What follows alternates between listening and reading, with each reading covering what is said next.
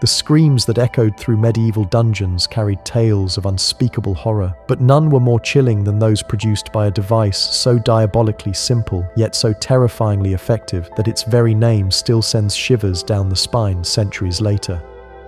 In the shadowed depths of castle fortresses and ecclesiastical prisons across Europe, where justice was measured not in fairness, but in the capacity to extract confession through agony, one instrument stood above all others as the pinnacle of human cruelty refined into mechanical precision.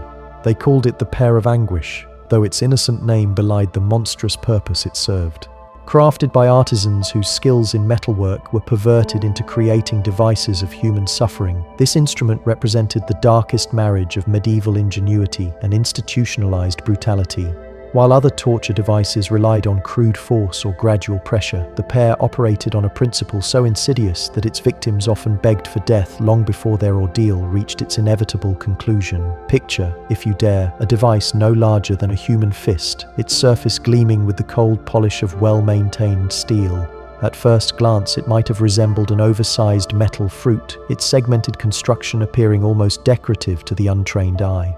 But this deceptive simplicity masked an internal mechanism of springs and screws that could transform the seemingly solid object into an expanding instrument of unimaginable torment.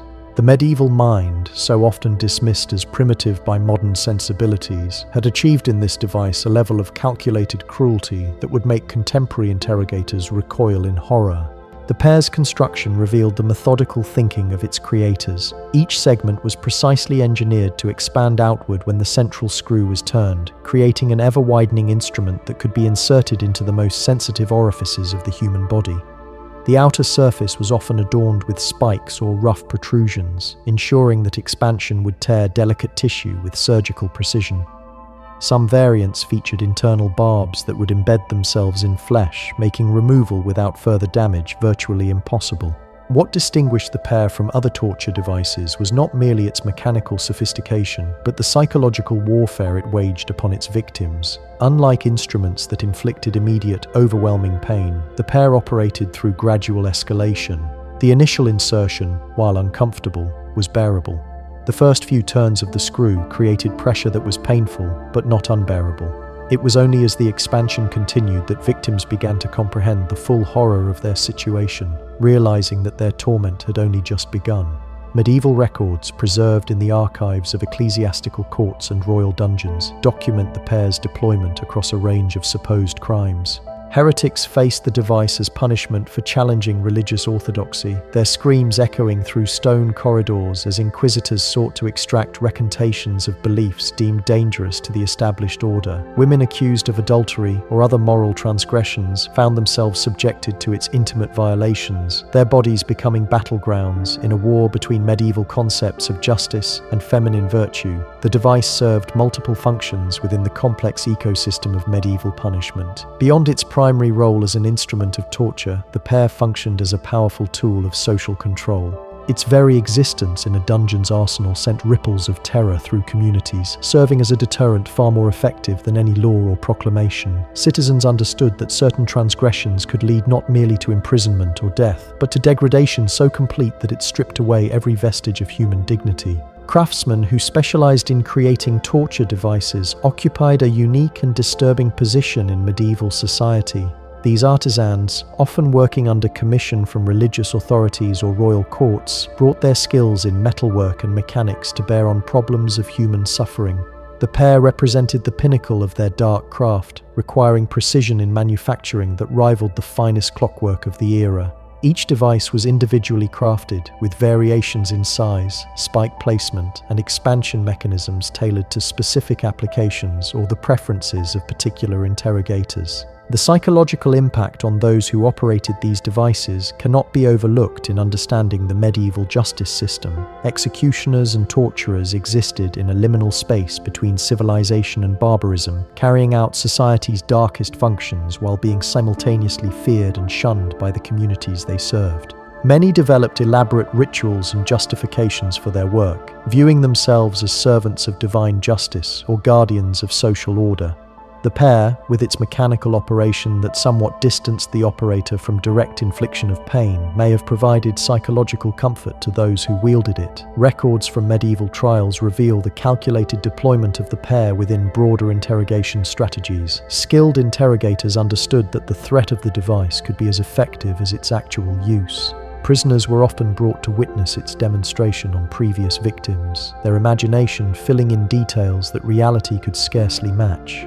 This psychological preparation served to soften resistance before physical torture began, creating a state of terror that made confession seem preferable to the alternative. The device's effectiveness lay not merely in the physical agony it produced, but in its assault on the victim's sense of bodily integrity. Medieval concepts of honor and dignity were intimately connected to physical wholeness and sexual purity. The pair's invasive nature struck at the very core of these values, creating trauma that extended far beyond the immediate physical damage. Survivors, when there were any, carried scars that were as much psychological as physical, forever marked by their encounter with institutionalized brutality.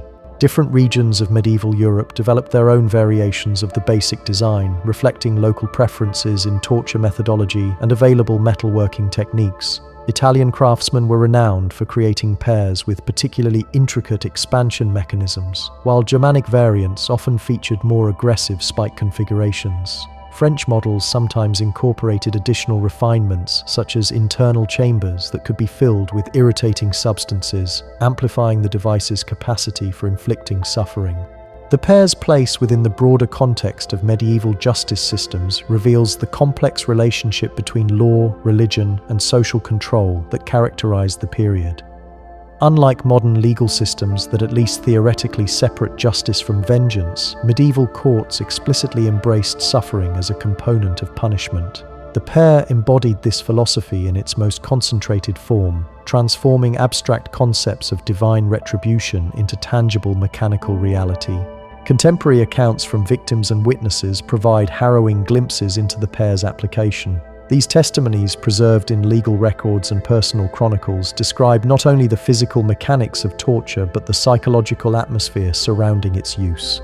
The deliberate pace of the torture, the calculated escalation of suffering, and the degrading circumstances of its application all combined to create an experience that transcended mere physical pain to become a systematic assault on human dignity itself.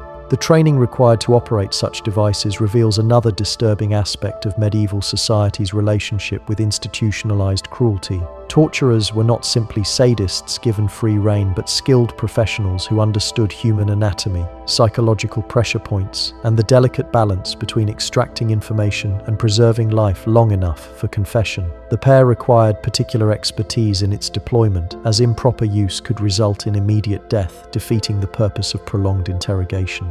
As we delve deeper into the dark mechanics of this infamous device, we begin to understand how it came to occupy such a prominent place in the medieval imagination, and why its legacy continues to haunt our collective memory of humanity's capacity for calculated cruelty.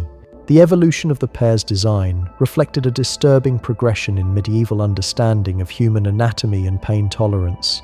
Early versions were crude affairs, little more than expandable wedges that relied on brute force to achieve their horrifying effects.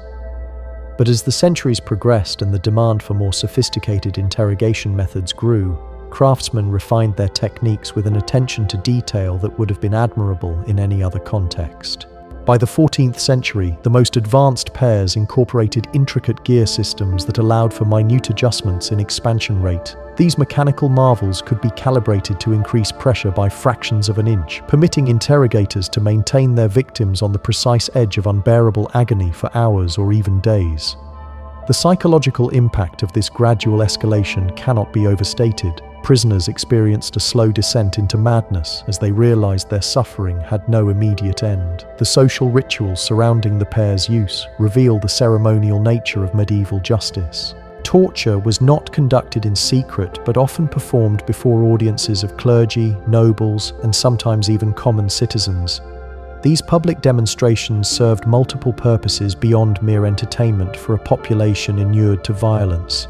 They reinforced social hierarchies, demonstrated the power of established authority, and created shared experiences of witnessing divine justice enacted through human instruments. religious authorities played a particularly complex role in the pair's deployment. Canon law technically prohibited the shedding of blood by clergy, leading to the development of torture methods that could inflict maximum suffering without technically violating these restrictions. The pair, with its emphasis on internal expansion rather than external wounds, became a favored tool of ecclesiastical courts. Inquisitors could maintain their spiritual purity while overseeing interrogations that would have made professional executioners pale with revulsion.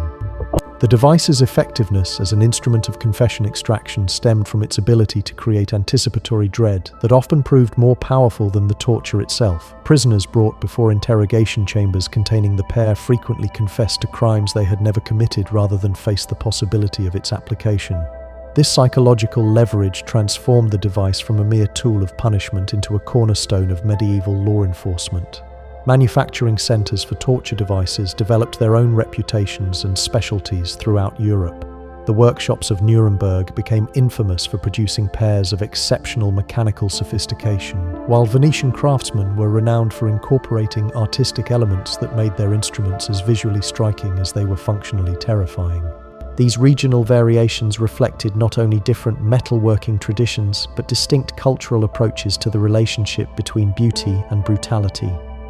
The pair's storage and maintenance required specialized knowledge that further demonstrates the institutionalized nature of medieval torture. Dungeon keepers maintained detailed inventories of their devices, noting the condition of springs, the sharpness of spikes, and the smooth operation of expansion mechanisms. Regular cleaning and oiling were essential to prevent rust that could interfere with the precise mechanical action required for effective operation. Economic factors also influenced the pair's development and deployment. The substantial cost of commissioning a well-made device meant that only the wealthiest courts and religious institutions could afford the most sophisticated models. Lesser authorities made do with cruder versions or borrowed devices from neighboring jurisdictions when particularly serious cases demanded the pair's unique capabilities. This economic hierarchy of torture created a perverse status system where the quality of one's suffering depended on the resources of one's persecutors. The training of personnel to operate the pair involved a disturbing combination of technical instruction and psychological conditioning. Novice torturers learned not only the mechanical aspects of device operation, but also the subtle art of reading their victims' responses to determine optimal pacing and pressure levels.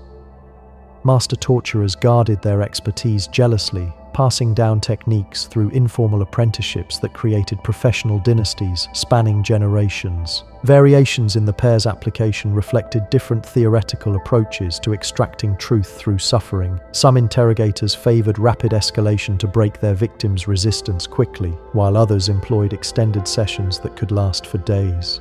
The most skilled practitioners developed personalized techniques based on careful observation of individual psychology, adjusting their methods to exploit specific fears